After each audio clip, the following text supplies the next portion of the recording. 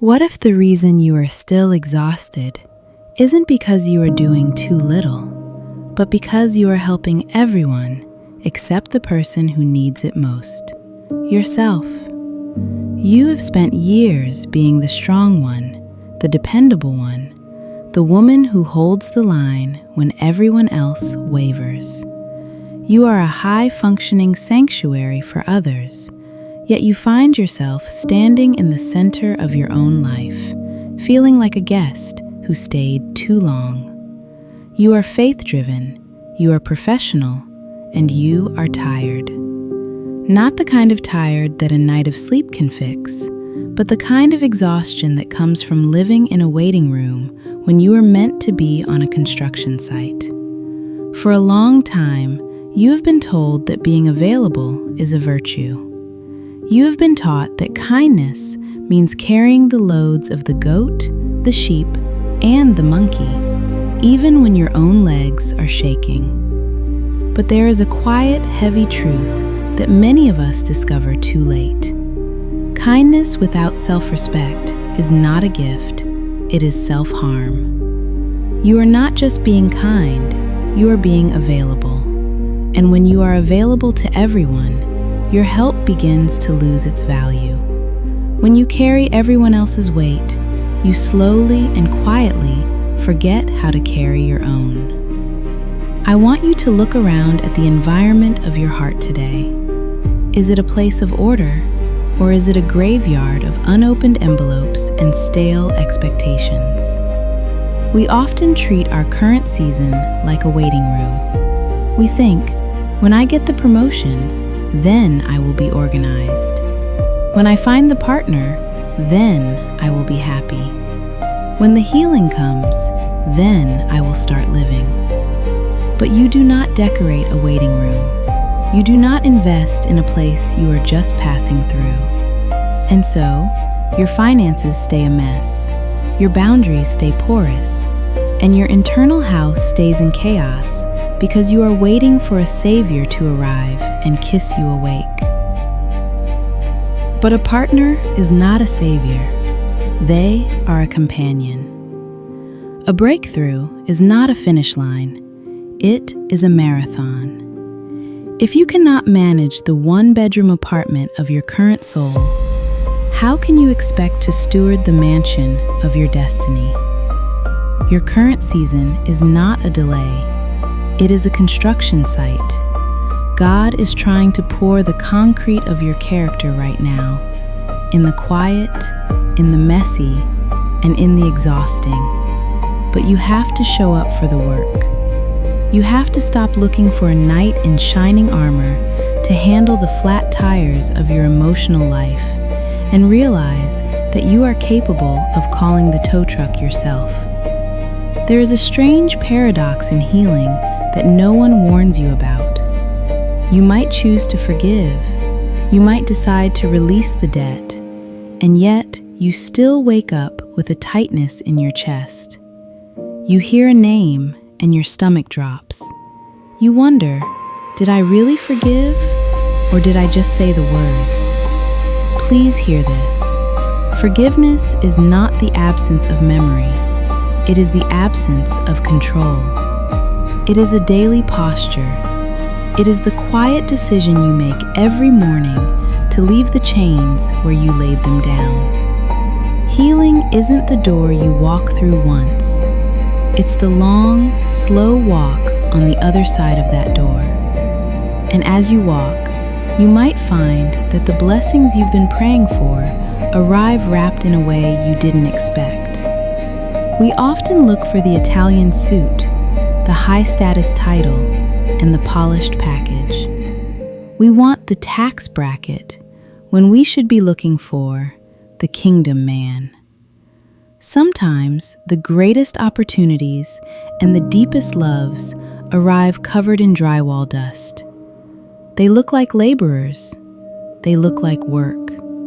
But your ability to respect the man in the dust determines if you are worthy of the man in the suit. If you are only looking for an asset to wipe out your liabilities, you aren't looking for a partner. You are looking for a bailout. This brings us to a hard realization. We must learn to differentiate between leading and carrying. A healthy life, a healthy relationship, and a healthy career involve people who can run the race with you, not people who have to be carried across the finish line. If you are constantly collapsing, hoping someone will pick you up, you are bringing a deficit to the table. You are looking for authority without the responsibility. True strength, the kind that laughs at the future without fear, comes from the work you do in the dark. It comes from cleaning the closet of your past so that your future has a place to sit down. The world will mock your standards. Your friends might call your devotion desperation, or your boundaries selfishness. They will tell you that you are starving for attention when you are actually fasting for clarity. They will tell you that a drawer cleared for a future promise is borderline psychotic. But it isn't psychotic, it's prophetic. You are buying an umbrella because you actually believe it's going to rain. You are clearing the clutter of your single season or your rebuilding phase because you refuse to let your past fight for space in your future.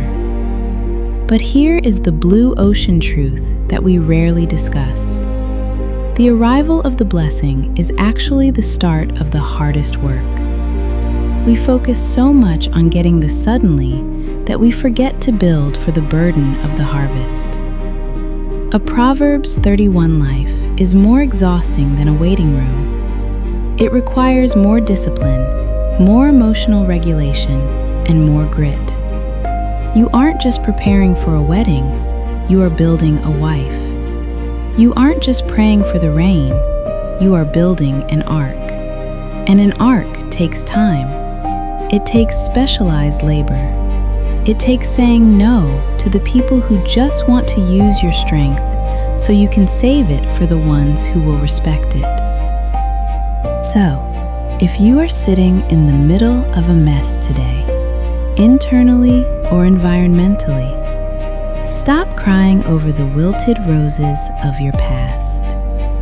Stop asking, why does it still hurt? And start asking, what am I building today? Stewardship proves you are ready for ownership. Purge the hoarded emotions. Tackle the debt of your soul. Go to therapy, not just to fix the pain, but to learn how to walk without the crutch of other people's validation. Learn to be a safe place for yourself so that one day you can be a sanctuary for someone else. Your season of waiting is actually a season of harvest, but only if you recognize that the seeds being planted right now are made of character, not comfort. Stop preparing for the finish line and start training for the marathon. The doorbell will ring eventually. Your suddenly will show up. And when it does, you don't want to be frantically hiding the bills and spraying lavender over the scent of a chaotic life. You want to open the door with a stillness that can only be earned in the wilderness.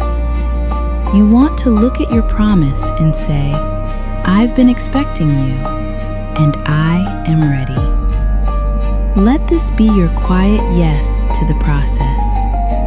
Let this be the moment you stop being available to everyone else's demands and start being available to God's design. The chains have fallen, the construction has begun, and you are finally becoming the woman that even you can trust. Let's start the work.